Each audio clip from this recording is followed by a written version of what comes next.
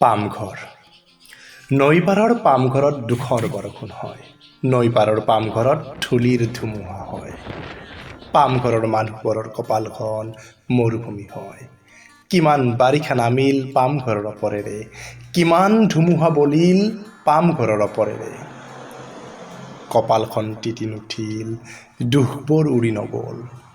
এৰা, এই মৰুভূমিত আন্দোলন নহয়, অধিকাৰ বিচাৰি নহয়, অনশন ধৰ্মঘট। নৈপাৰৰ খহনীয়াত যা যোৱা সৰু লেকটোৰ ওপৰেৰে পাৰ হৈ নাযায় প্ৰতিবাদী মিছিল, শুনা নাযায় ইনকলাব জিন্দাবাদ অথবা আজাদী জোঠা হে ধ্বনি। নৈপাৰৰ পামঘৰত সংগ্ৰাম হয় জীৱনৰ।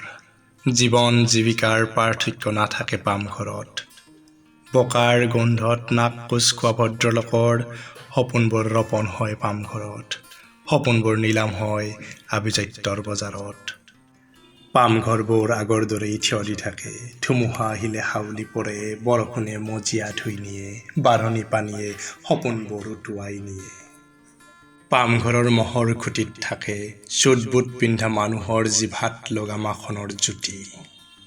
পামঘৰৰ চোতালৰ সন্মুখৰ মুই দিয়া বাটত সৰিয়হ ফুলে। মৌ-মাখিৰ নিচুকনি গীতত সপোনবোৰ সাৰে থাকে।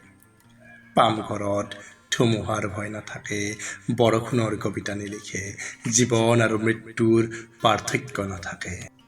বটলৰ সাফৰত লগোৱা টিউবৰ নজেলটোত, অকণ কেৰচিনত জ্বলি উঠা মৰাপাতৰ সীসাডালত, পামঘৰটো নিশাৰ এন্ধাৰত জিলিকি উঠে। বটলৰ সাফৰত টিউবৰ নজেল লগোৱা কেৰাচিন তেলৰ চাকি গছ ধিমিক ধামাককৈ নুমুহাই অহাৰ সময়ত পামঘৰ নিতাল নিস্তব্ধ হৈ পৰে।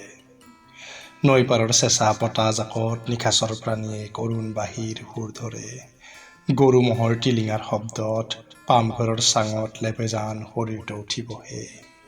এনেদৰেই নৈপাৰৰ খহনীয়াত যা যোৱা হেজাৰ কৃষকৰ পামঘৰৰ ডায়েৰীত লিখা থাকে অকথিত বহু কাহিনী।